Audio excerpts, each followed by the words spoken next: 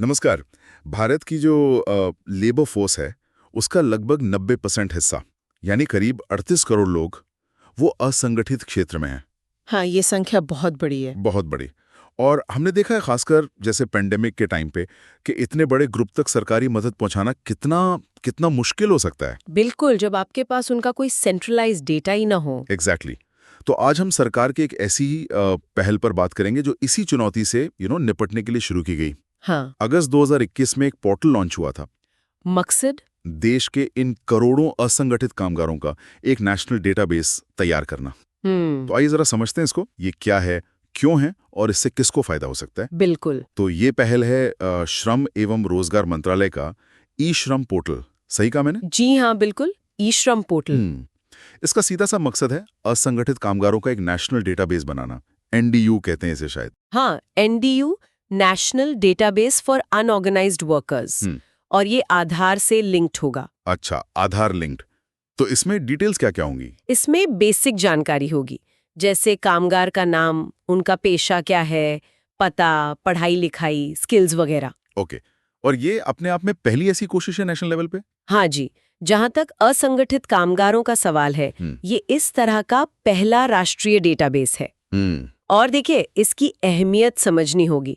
मतलब इससे पहले सरकार के पास कोई एक कॉम्प्रिहेंसिव या भरोसेमंद डेटा नहीं था इस सेक्टर का। सही बात है। तो सोचिए, बिना सही आंकड़ों के पॉलिसी कैसे बनती होगी, या फिर जैसे लॉकडाउन की बात हुई तो मदद सही लोगों तक कैसे पहुंचे। हाँ, अंदाजे पे ही चलता होगा सर। काफी हद तक। तो ये पोर्टल उसी कमी को, उसी गैप को भरने की कोशिश है, एक तरह से अधिकारियों के लिए एक रिलायबल सोर्स। ये बात तो समझ आती है।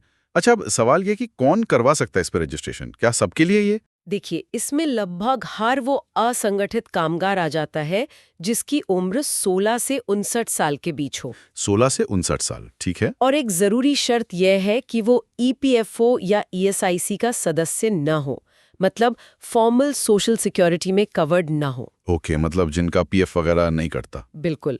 तो इसमें कौन कौन आ गए? आपके कंस्ट्रक्शन मजदूर, हाँ, प्रवासी मजदूर, रेहड़ी पटरी वाले जिन्हें हम स्ट्रीट वेंडर्स कहते हैं। हाँ, स्ट्रीट वेंडर्स। बिल्कुल। घरेलू कामगार, खेती में लगे मजदूर, मछुआरे, पशुपालक, छोटे और सीमांत किसान भी। अच्छा, किसान भी शामिल हैं इसमें? जी, छोटे और सीमांत किसान। और अब तो गिग और प्लेटफॉर्म वर्कर्स भी। ओह, ये इंटरेस्टिंग है। मतलब जो ऐप बेस्ड काम करते हैं, डिलीवरी वाले, कैब वाले। हाँ, वही डिलीवरी बॉयज, टैक्सी ड्राइवर्स जो ऐप से जुड़े हैं।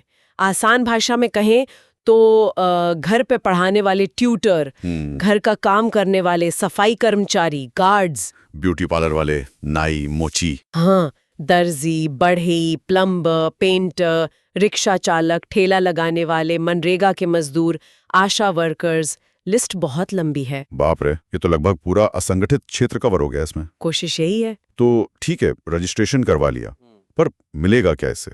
मतलब श्रमिक को क्या फायदा? देखिए, सबसे पहले तो एक ई श्रम कार्ड मिलता है। कार्ड? अच्छा, हाँ। उस कार्ड पर एक 12 अंकों का यूनिवर्सल अकाउंट नंबर होता है, यूएएन। यूएन? जैसे पीएफ वाला होता है? हाँ, उसी तरह का एक यूनिक नंबर। ये उनकी पहचान है इस सिस्टम में। और सबसे बड़ा डायरेक्ट बेनिफिट है प्रधानमंत्री सुरक्षा बीमा योजना यानी पीएमएसबीवाई के तहत एक्सीडेंटल इंश्योरेंस। Accidental insurance? वो कैसे? अगर किसी रजिस्टर्ड वर्कर की, भगवान न करे, एक्सीडेंट में डेथ हो जाती है या परमानेंट डिसेबिलिटी हो जाती है तो 2 लाख रुपए का कवर है। 2 लाख का कवर? हाँ, और अगर पार्शियल डिसेबिलिटी होती है तो 1 लाख रुपए। ओके, ये तो काफी महत्वपूर्ण है। बिल्कुल। और ये सिर्फ बीमा तक ही नहीं है, ये पोर्टल जो है वो और भी सरकारी योजनाओं से जुड़ रहा है धीरे धीरे। जैसे कि?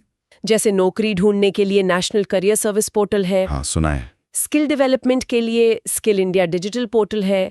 पेंशन के लिए प्रधानमंत्री श्रम योगी मानधन योजना है। अच्छा, पेंशन भी? जी, पीएमएसवाईएम। इसके अलावा आयुष्मान भारत, पीएमएसवे निधि जो स्ट्रीट वेंडर्स के लिए है, पीएमएवाई, एमजी नरेगा, इन सब से भी इसको लिंक करने की कोशिश है। बल्कि अक्टूबर 2024 में इसे एक वन स्टॉप सॉल्यूशन की तरह भी पेश करने की बात हुई। One stop solution? मतलब एक ही जगह सब कुछ? हाँ, कोशिश ये है कि श्रमिक को अलग अलग स्कीम के लिए अलग अलग जगह न जाना पड़े, यहीं से जानकारी और फायदा मिल जाए। ये तो बहुत अच्छा आइडिया है अगर ठीक से लागू हो जाए। अच्छा, ये रजिस्ट्रेशन प्रोसेस कैसा है? मुश्किल है क्या? नहीं, प्रोसेस तो सीधा रखा गया है। और सबसे बड़ी बात, ये बिल्कुल फ्री है। कोई खर्चा नहीं, कोई खर्चा नहीं।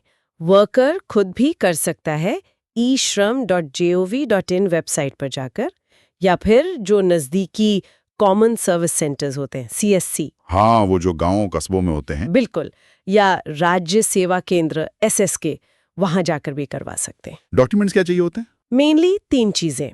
आधार कार्ड तो चाहिए ही। वो तो आजकल हर जगह चाहिए। हाँ, फिर आधार से लिंक्ड मोबाइल नंबर, क्योंकि उस पे OTP आता है वेरिफिकेशन के लिए। अच्छा, OTP बेस्ड है। हाँ, और तीसरा बैंक अकाउंट की डिटेल्स, ताकि अगर कोई फायदा मिलना हो तो सीधा खाते में जाए। ओके। और भाषा का कोई इशू? नहीं, पोर्टल कई भारतीय भाषाओं में है और मदद के लिए हेल्पलाइन भी है। सुनने में तो सब ठीक लग रहा है, लेकिन कुछ चिंताएं भी होंगी शायद, कुछ चैलेंज। हाँ, बिल्कुल है। कुछ अहम सवाल भी हैं, जैसे पहला तो वही डिजिटल लिटरेसी और इंटरनेट की पहुंच। हाँ, वो तो है ही, सब जगह बराबर नहीं है। बिल्कुल, बहुत से लोग शायद खुद ना कर पाएं या CSC तक ना पहुंच पाएं। दूसरा, ये पूरा सिस्टम आधार पे टिका है। अगर किसी का आधार में कोई प्रॉब्लम है या लिंक नहीं है तो वो शायद छूट जाए। ये भी एक पॉइंट है। और तीसरा, जो बहुत जरूरी है, वो है डेटा सिक्योरिटी। हाँ, इतने सारे लोगों का पर्सनल डेटा। एग्जैक्टली। करीब 30 करोड़ रजिस्ट्रेशंस तो हो ही चुके हैं दिसंबर 2024 तक।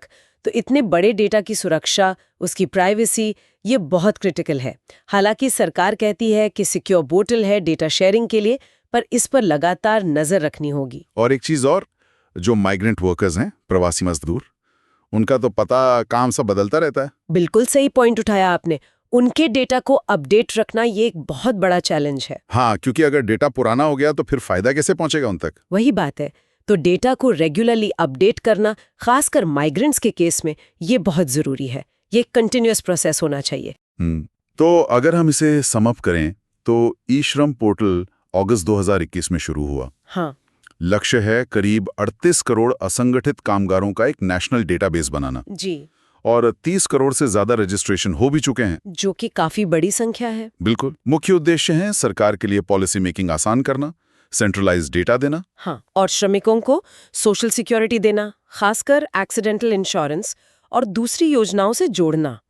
फाइनेंशियल इंक्लूजन भी। और फॉर्मल इकोनॉमी से जोड़ने की एक कोशिश। हाँ, एक तरह से। और वर्कर के लिए सबसे बड़ा फायदा, वो UAN वाला ई-श्रम कार्ड और 2 लाख तक का एक्सीडेंट कवर। बिल्कुल, ये सबसे डायरेक्ट बेनिफिट है। ठीक है।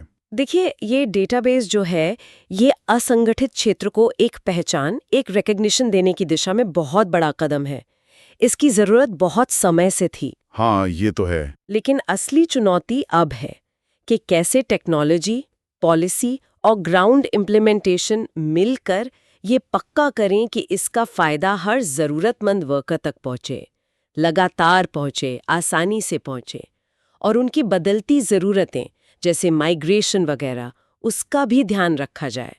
सिर्फ डेटाबेस बनाना काफी नहीं है, उसका असर दिखना चाहिए। सही बात है। असली काम तो अब शुरू होता है। बिल्कुल। ऐसे ही रोचक जानकारी के लिए हमें सब्सक्राइब करें और याद रखें, सीखना शुरू तो जीतना शुरू।